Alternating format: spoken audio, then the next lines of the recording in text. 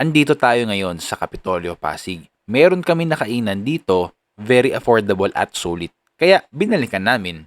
Ang pangalan ng restaurant nila ay Jelan Sugbahan at located ito sa number 7 Pioneer Street, Kapitolyo, Pasig. Katabi lang ito ng Rapid Day, malapit lang ito sa Shaw Boulevard. Open ito ng 24/7 kaya anytime pwede kayo pumunta.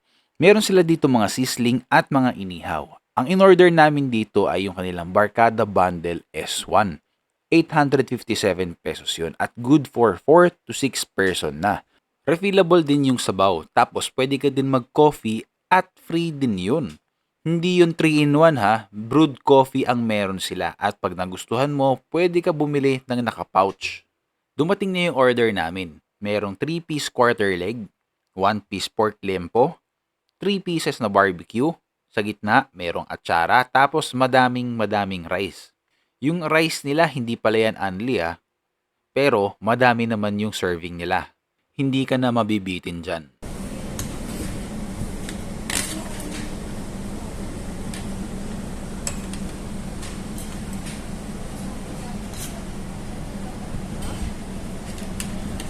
Ang lasa?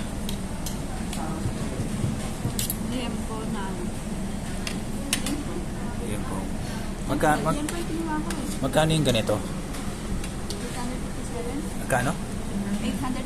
857. 857. Tapos good for ilan? 6. 6 siguro. 6 siguro. Depende sa lakas ng kain mo. Kasi dalawa yung naano namin for With sabaw pa. Unli sabaw. Refillable. dapat with coffee after meal. Ano yun? With coffee after meal. Free coffee Free coffee. Wow. after meal. After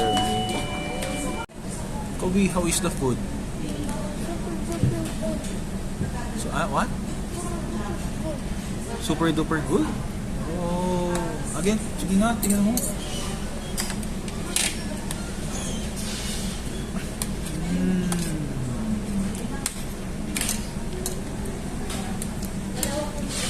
Lagi super duper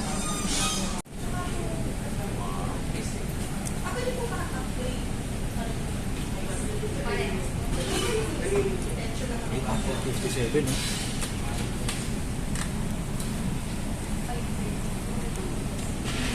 Mura.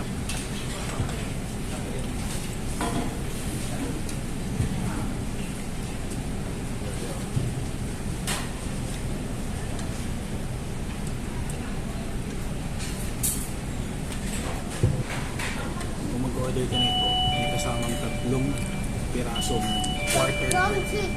quarter part ng chicken. Tapos mayroong 2 lingko, tapos 3 pirasong barbecue.